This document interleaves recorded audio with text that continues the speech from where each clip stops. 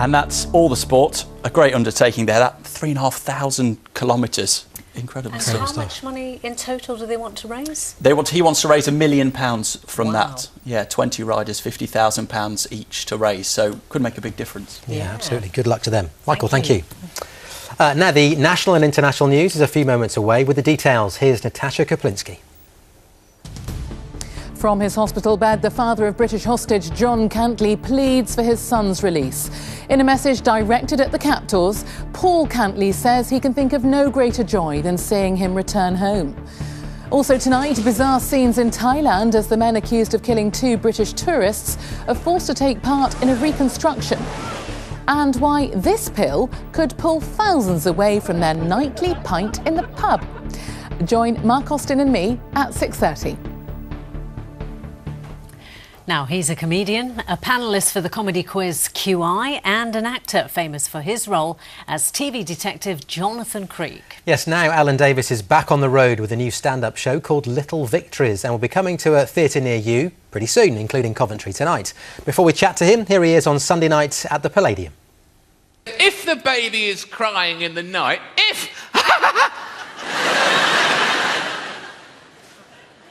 Is it not sleeping through? No, it's not. How old is it? 14! Crying in the... Of course they cry in the night. They wake up in the night because they're hungry, right? The baby's stomach, I have learned, is the size of a walnut. My mate goes, give it a walnut. Just give it a walnut. Well, Alan joins us in the studio now. Thanks for coming in. Pleasure. Lots in that performance at the Palladium about being a relatively new dad. I guess that's a wealth of new material right there, isn't it? Yes, yes. The little ones are paying their way by providing me with lots of jokes. I mean, that material was from my previous show, Life is Pain, and when I was doing that show, they were small little ones. And my new show, Little Victories, they're toddler size, and you're much more inclined to throw them out the window half the time. On the one hand, you'd throw yourself in front of a bus to save them, but as soon as you pick them up, they'd be driving you mad doing something else. So you're constantly torn. But yeah, they're great. They're lovely. So what kind of dad are you, Alan? What are you like? I'm absent mainly because I'm only touring mainly because my wife wants to have a third child. That's the main reason I'm touring. Is it to get out of the way or to pay for it? You know? Yeah, it's to pay for it a bit. No, actually, the touring it works quite well for me because previously I did a lot of TV drama, a lot of acting jobs, and it's quite long shooting days and what have you. So the touring I can do about 3 shows a week, and then the rest of the time with the kids. It must be. I mean, which is more exhausting? Because I've had a look at your schedule and you are all over the country, pretty much on consecutive days. Is that more tiring, or is it having little small children? Oh, well, yeah, this is a day out for me. I come to the West Midlands to do a gig and then I can go home and do a 17-hour day of childcare. My 4-year-old's just started school, which she loves, which is relief. So we do get some respite now. And in terms of doing stand-up, because, I mean, you've returned to this now after a decade. We said earlier you're known for being a panellist, you're known for your acting. What's it like returning to stand-up? Because that's how you started, isn't it? It is how I started, yeah. And I did do a lot of stand-up at the beginning of my career. I mean, 5 years solid, and I used to come up to Birmingham every week and MC shows on a Wednesday and a Thursday, and I did a lot of comparing midweek and then weekend comedy clubs. So I was doing 8 or 10 gigs a week most weeks, and I did that for 5 years. And really it's what I do. I think it's what I do best, and I didn't intend to be away from it for so long. I slightly fell out of love with it, with the touring and so on, and once I became known for television, it became a little bit harder to do the clubs because people would recognise you and shout things out, basically. Yeah. Ask you questions. Ask you questions and be curious.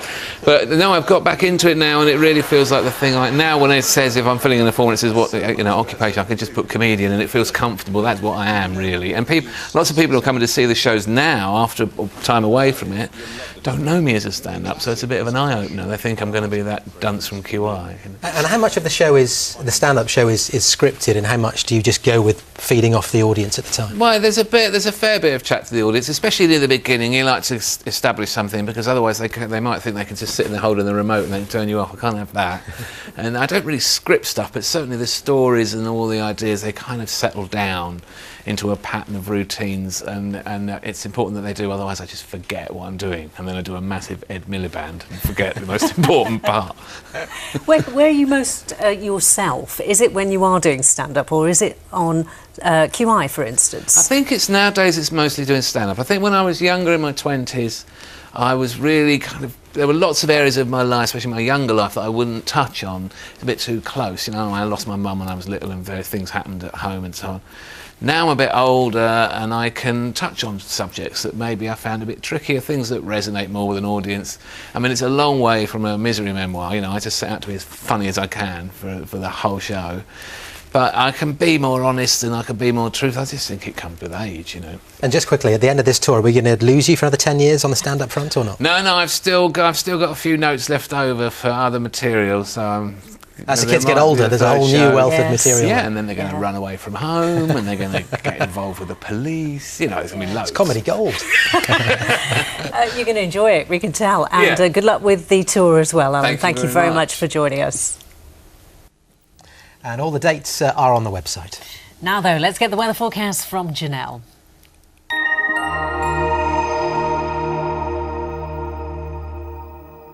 Hello, things are going to be feeling much more autumnal in the next few days. It's been feeling like the end of summer, but it's been looking autumnal already. And thank you very much to Sue Charles, who sent us this picture from up in Staffs, just to show us how autumnal it's looking there. Now, what's going to be bringing the change in the weather this weekend is this weather system that's pushing its way south to southeastwards, and that's going to be bringing with it some wetter weather and behind it some fresher and cooler weather. But first of all, tonight we'll see the beginnings of that rain pushing its way into the northwest of the West Midlands. But for most of us, it's a dry night, broken cloud, lows of 12 to 13 Celsius. So actually feeling fairly mild. But by tomorrow morning, well, that's when we'll see that main band of rain really beginning to push its way in, bringing some blustery winds with it, as well as some heavy outbreaks of rain. But it will clear through by the afternoon, leaving behind some sunny spells, so it will be fairly bright but feeling much fresher. Temperatures down on today around 19-20, tomorrow around 15 to 16. So around 3 to 4 Celsius cooler than it is today. Into the rest of the weekend, well, on Sunday staying cooler, but also some sunnier spells. But by Monday and Tuesday, well, things are much wetter. So tonight it's dry. Grab a brolly. You're going to need it for the next few days.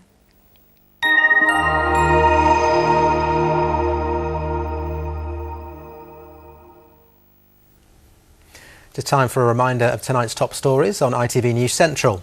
The Wedgwood Museum collection in Staffordshire has been saved after reaching its target of nearly £16 million. The collection includes more than 80,000 works of art and was in danger of being auctioned off to pay back debts.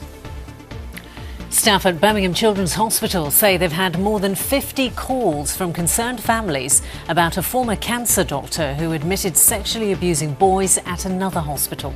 Miles Bradbury is awaiting sentence for a catalogue of offences against children in Cambridge. He spent 4 years working in Birmingham. And 6 firefighters from the West Midlands have appeared in a short film talking about their experience of living with dyslexia. The film has been praised by the Department for Work and Pensions as an example of good practice. And that's all we've got time for tonight. If you're celebrating Eid over the weekend, Eid Mubarak from us and from all the team here. Have a lovely weekend. Bye-bye. Goodbye.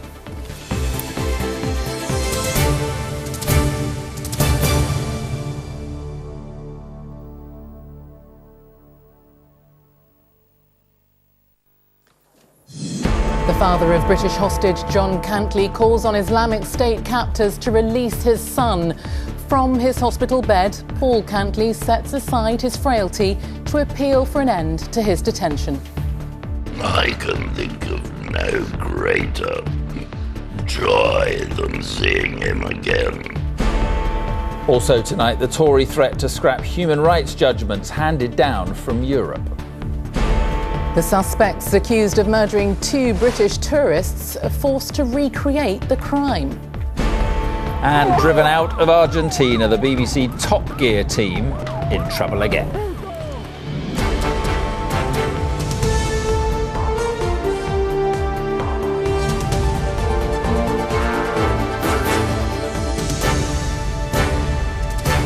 This is ITV News at 6:30 with Natasha Kaplinsky and Mark Austin. Hello, good evening. The hospitalised father of kidnapped British journalist John Cantley has made a direct appeal to Islamic State to release his son. Appearing on camera and struggling to speak after a tracheostomy, Paul Cantley said John is a good man who is only trying to help the people of Syria. He spoke of his great relief at seeing pictures of his son for the first time since he was captured nearly 2 years ago. But the videos released by IS, he said, left a feeling of despair and helplessness. Juliette Bremner heard Paul Cantley's appeal.